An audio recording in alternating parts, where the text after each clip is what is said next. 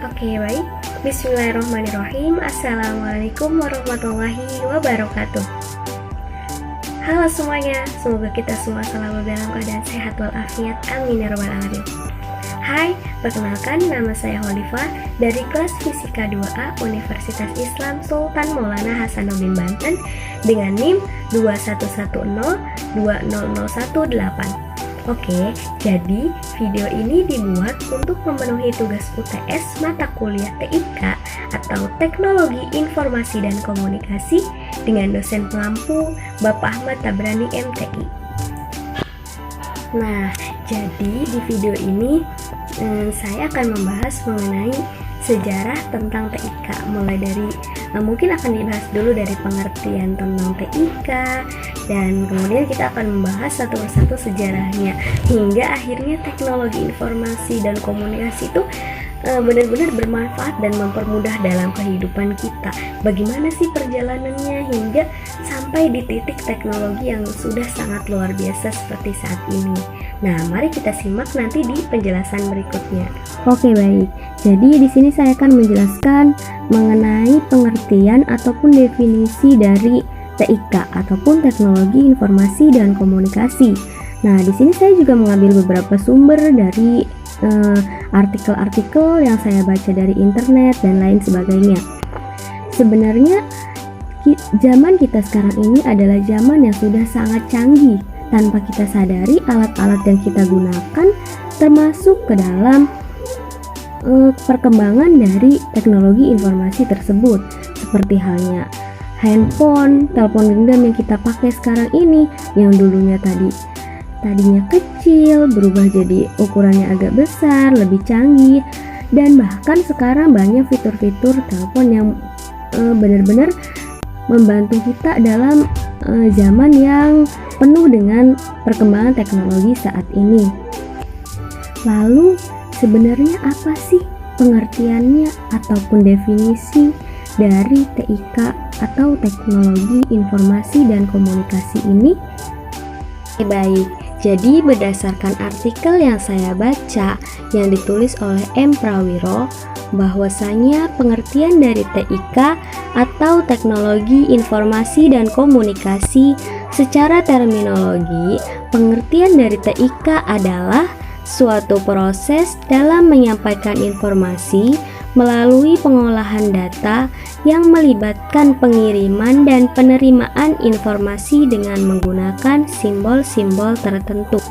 Sedangkan ada juga yang berpendapat bahwasanya pengertian dari TIK atau Teknologi Informasi dan Komunikasi merupakan suatu hasil rekayasa manusia dalam melakukan proses penyampaian informasi dan pesan yang berupa ide ataupun gagasan dari satu pihak kepada pihak lainnya dengan cara yang lebih cepat, lebih luas sebarannya, dan lebih lama penyimpanannya. Selanjutnya, beberapa ahli juga berpendapat mengenai pengertian atau definisi tentang TIK, seperti halnya seorang ahli yang bernama Eric Dyson, di mana ia berpendapat bahwasanya pengertian dari TIK atau Teknologi Informasi dan Komunikasi adalah suatu kebutuhan manusia dalam melakukan proses mengambil dan memindahkan, mengolah dan memproses suatu informasi dalam konteks sosial yang menguntungkan diri sendiri dan masyarakat secara umumnya. Sedangkan menurut Puskur Diknas Indonesia, TIK adalah suatu rangkaian struktur yang saling berkaitan antara satu sama lain, di mana di dalamnya terdapat aktivitas proses, kelola, dan manipulasi, juga transfer data maupun informasi dari suatu media ke media lainnya. Dan jika kita lihat dari beberapa definisi dan pengertian yang ada, dapat kita simpulkan bahwasanya TIK atau Teknologi Informasi dan Komunikasi ini merupakan suatu kebutuhan manusia dalam menjalankan kehidupannya, di mana di dalamnya TIK ini adalah suatu proses ataupun pengelolaan data yang bisa membantu agar informasi dan komunikasi yang ada bisa lebih baik lagi. dan kedepannya akan terus lebih baik dan lebih baik dengan adanya kemajuan dari teknologi informasi dan komunikasi ini. TIK dibagi menjadi dua aspek, yaitu teknologi informasi dan teknologi komunikasi. Lalu, apa perbedaan dari teknologi informasi dan teknologi komunikasi tersebut? Nah, teknologi informasi yaitu segala hal yang berhubungan dengan informasi, di mana proses, rekayasa, dan penggunaan alat bantu dibuat untuk memproses data dan pengelolaan informasi. Sedangkan teknologi komunikasi yaitu segala hal yang bertujuan dengan komunikasi, di mana segala halnya mulai dari proses, rekayasa, dan penggunaan alat bantu itu dibuat untuk memproses data yang berhubungan dengan komunikasi. Nah, setelah kita mengetahui pengertian atau definisi dari TIK, selanjutnya saya akan membahas mengenai sejarah dari teknologi informasi dan komunikasi. Bagaimana sih jalannya hingga akhirnya TIK ini atau teknologi yang ada di dunia ini bisa semaju ini? Sejarah adalah sesuatu yang memang harus kita gali, karena dalam suatu proses, dalam suatu tujuan, dalam suatu perkembangan, pasti di situ terdapat sejarahnya. Maka apa sih yang mendasari? Bagaimana sih jalannya hingga akhirnya teknologi informasi dan komunikasi di dunia ini bisa sampai di titik yang sekarang ini? Sudah sangat berkembang dan sangat baik sekali, sehingga dapat bermanfaat bagi kehidupan manusia yang ada di muka bumi ini. Peradaban manusia ditandai dengan perkembangan dari teknologi informasi dan komunikasi yang semakin baik, di mana sejarahnya dibagi ke dalam 3 bagian, yaitu pada masa prasejarah, masa sejarah, dan masa modern. Masa prasejarah. Masa prasejarah berakhir sampai dengan 300 tahun sebelum Masehi, di mana pada awalnya teknologi informasi pada masa tersebut hanya memanfaatkan barang-barang yang ada di sekitarnya. Nah, pada awalnya juga teknologi informasi yang dikembangkan manusia pada masa itu hanya berfungsi sebagai sistem untuk pengenalan bentuk-bentuk yang mereka kenal saja. Misalkan, mereka menggambarkan informasi yang mereka dapatkan pada dinding-dinding gua tentang berburu dan binatang buruannya.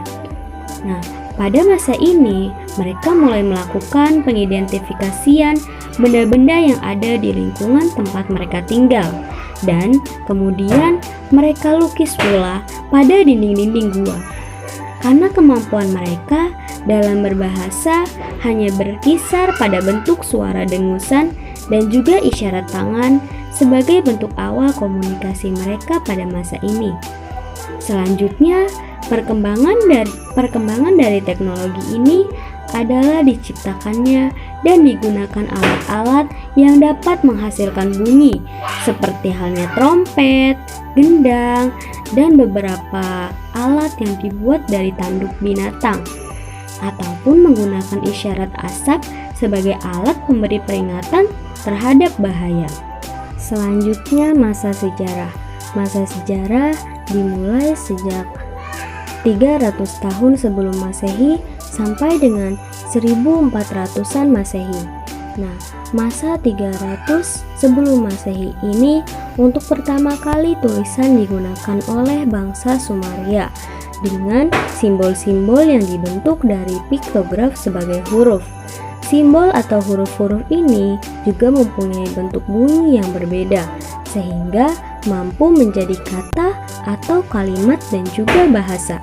Kemudian pada tahun 2900 sebelum Masehi digunakanlah huruf hieroglif pada bangsa Mesir kuno.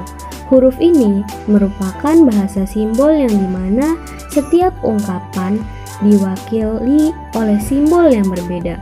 Ketika digabungkan menjadi satu, maka akan mempunyai cara pengucapan dan arti yang berbeda. Bentuk tulisan dan bahasa ini lebih maju dibandingkan dengan tulisan bangsa Sumeria. Lalu, pada 500 tahun sebelum Masehi, serat papirus digunakan sebagai kertas. Kertas terbuat dari serat pohon papirus yang tumbuh di sekitar Sungai Nil.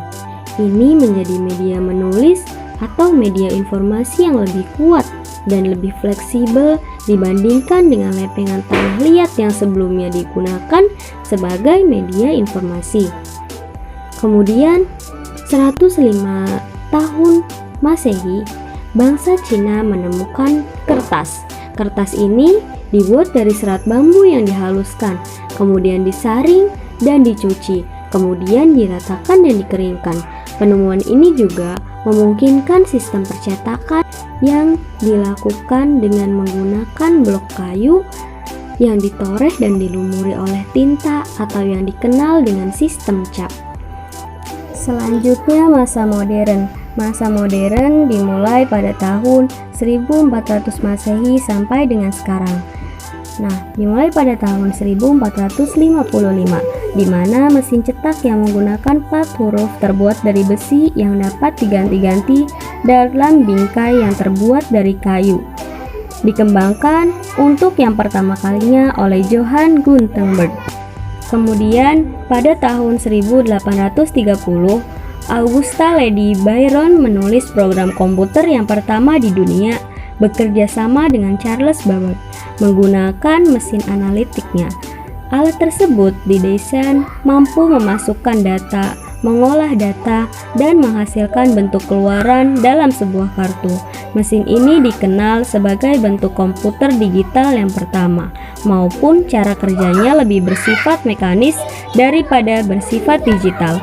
94 tahun sebelum komputer digital pertama ENIAC 1 dibentuk. Kemudian pada tahun 1837 Samuel Morse mengembangkan telegraf dalam bahasa kode-kode Morse bersama Sir William Cooke dan Sir Charles Wheatstone yang dikirim secara elektronik antara dua tempat yang berjauhan melalui kabel yang menghubungkan kedua tempat tersebut. Pengiriman dan penerimaan informasi ini mampu dikirim dan diterima pada saat yang hampir bersamaan pada waktunya. Penemuan ini memungkinkan informasi dapat diterima dan digunakan secara luas oleh masyarakat tanpa dirintangi oleh jarak dan waktu. Selanjutnya pada tahun 1861, gambar bergerak yang diproyeksikan ke dalam sebuah layar pertama kali digunakan sebagai cikal bakal film. Pada zaman dulu, proyektor ini berkembang dengan sebutan layar tancap.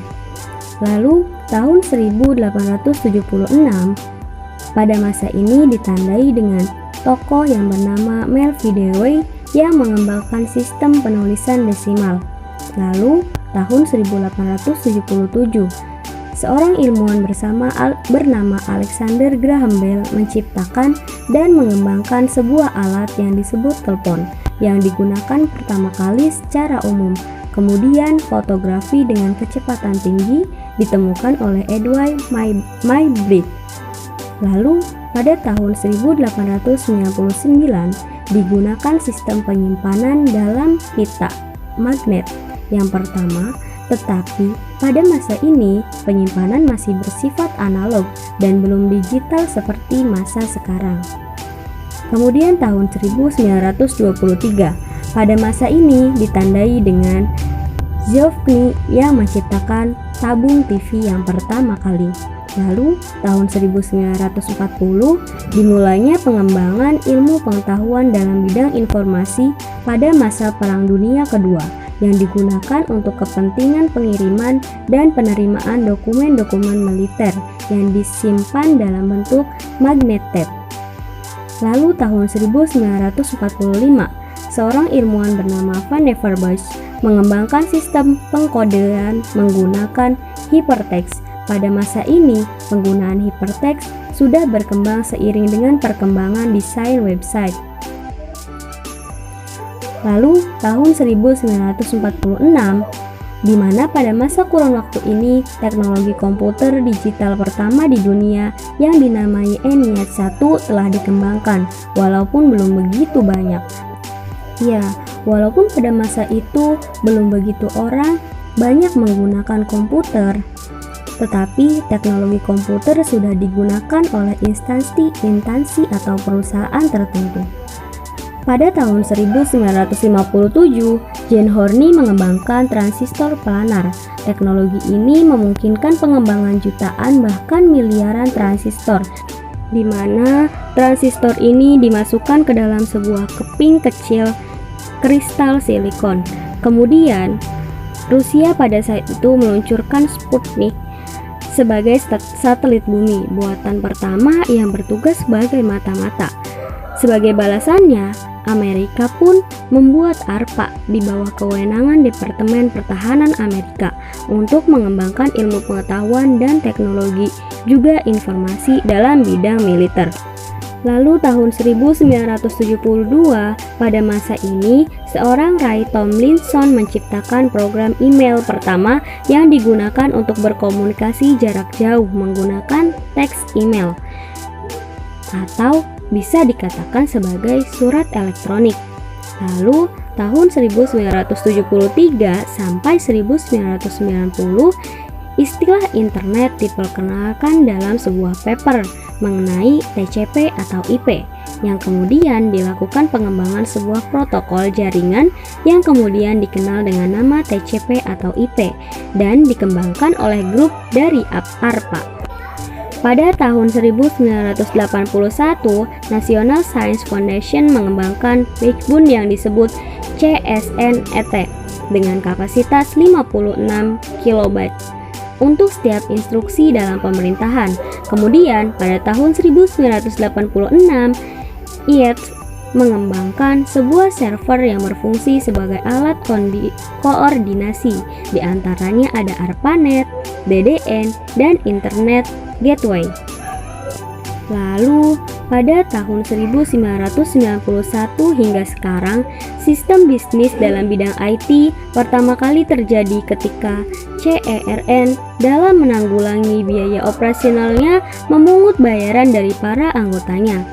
Pada tahun 1992, pembentuk komunitas internet kemudian diperkenalkan istilah World Wide Web atau WWW oleh CERN.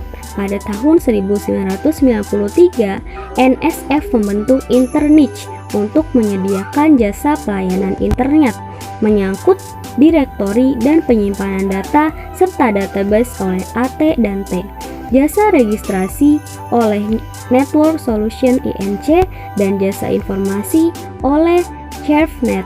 Pada tahun 1994, pertumbuhan internet melaju dengan sangat cepat dan mulai merambah ke dalam segala segi kehidupan manusia dan menjadi bagian yang tidak dapat dipisahkan dari manusia. Hingga tahun 1995, perusahaan umum mulai diperkenalkan menjadi provider dengan membeli jaringan di backbone. Langkah ini memulai pengalaman teknologi informasi, khususnya internet dan penelitian-penelitian untuk mengembangkan sistem dan juga alat yang lebih canggih lagi. Setelahnya, di zaman sekarang, kita telah mengetahui, bahkan kita mempergunakan informasi dan komunikasi yaitu dengan internet. Dan bahkan sekarang berbagai aplikasi bisa kita gunakan dengan sangat mudah, seperti halnya aplikasi pengirim pesan, WhatsApp, Instagram, email, Twitter, dan lain sebagainya. Dan disitulah kita bisa dapat mudah mengirimkan pesan bahkan sampai ke seluruh penjuru dunia. Bahkan terdapat juga wacana ataupun rencana untuk komputer ataupun teknologi informasi dan komunikasi di masa depan, di mana akan memanfaatkan yang namanya kecerdasan buatan kepada sistem internet tersebut, sehingga teknologi informasi dan komunikasi berkembang begitu cepat dan dengan mudah bisa membantu pekerjaan manusia. Namun, dari sejarah-sejarah yang kita ketahui ini, berbagai penemuan telah dilakukan oleh para ilmuwan atau para ahli. Namun, dengan adanya kemajuan teknologi informasi dan komunikasi ini, kita sebagai pengguna harus dengan bijak menggunakannya, tidak dengan hal-hal yang negatif, melainkan kita menggunakannya dengan hal-hal positif, untuk hal positif dan juga membagikannya dengan hal-hal yang positif. Untuk mengetahui lebih jelasnya, marilah kita tonton video sejarah perkembangan teknologi informasi dan komunikasi berikut ini. Selamat menyaksikan. Oke, kita bisa lihat dari video ini sejarah komunikasi dari masa ke masa. Seperti pada zaman prasejarah, kita memanfaatkan alat-alat yang seadanya, seperti halnya trompet. Kita manfaatkan bunyi trompet untuk berkomunikasi dengan orang lain. Ada pula gendang yang kita manfaatkan bunyinya untuk berkomunikasi dengan orang-orang yang ada di sekitar kita. Sungguh kita hanya memanfaatkan alat-alat sederhana yang ada di sekitar kita. Kemudian ada juga dengan isyarat asap sebagai tanda bahwa ada hal yang berbahaya. Kemudian pada masa berikutnya ada huruf hieroglif yang kita gunakan untuk alat komunikasi. Lalu ada merpati pos, yaitu mengirim pesan dengan merpati. Merpati sebagai pengantarnya. Kemudian pada masa berikutnya ada kotak surat, di mana kita bisa mengirim surat ke orang-orang yang jauh dengan kotak surat. Memanfaatkan kotak surat tersebut. Lalu ada koran. Kita bisa membaca koran untuk mendapatkan informasi. Kemudian masa berikutnya ada telegraf sebagai alat pembuat dan pengirim dengan menggunakan sandi-sandi Morse. Lalu ada mesin fax, yaitu alat pengirim dokumen yang kita gunakan juga sebagai teknologi informasi dan komunikasi. Kemudian pada masanya sudah ada telepon, namun masih berbentuk seperti ini, di mana kita bisa berkomunikasi dengan orang lain dengan suara. Lalu ada radio sebagai alat yang kita gunakan untuk mendapatkan informasi dengan medianya yaitu suara. Lalu ada televisi. Televisi awalnya hanya suara saja, kemudian terdapat gambar. Kemudian pada zaman sekarang sudah ada komputer, bahkan laptop yang komputer yang awalnya berat, kita bisa mengalih ke benda yang seperti laptop. Lalu ada handphone yang masih KW atau kita sebut ya bisa disebut KW lah ya, kemudian berganti menjadi handphone yang lebih baik lagi. Dan itulah kemudian sekarang kita memanfaatkan internet untuk menghubungkan semua orang yang ada di bumi, sehingga kita bisa berkomunikasi dan mendapatkan informasi dengan sangat baik. Nah, kita banyak sekali menggunakan teknologi yang ada, dan itu kemajuan teknologi itu akhirnya manusia dapat berkomunikasi dengan banyak orang, dan sekarang muncul berbagai aplikasi-aplikasi yang bisa kita manfaatkan untuk berkomunikasi dengan orang lain. Nah, ini sekilas video mengenai perkembangan teknologi dan informasi di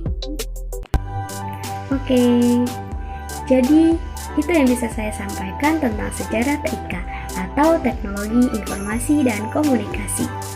Baik, semoga bermanfaat teman-teman. Atas kekurangannya, saya mohon maaf. Terima kasih. Saya akhiri. Assalamualaikum warahmatullahi wabarakatuh. Bye-bye.